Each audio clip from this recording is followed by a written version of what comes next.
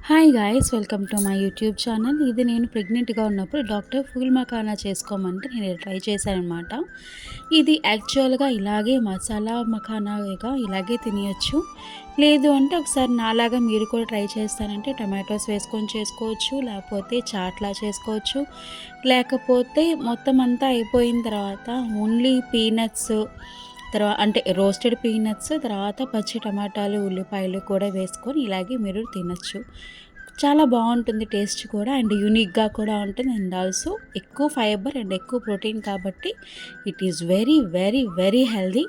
So try this recipe.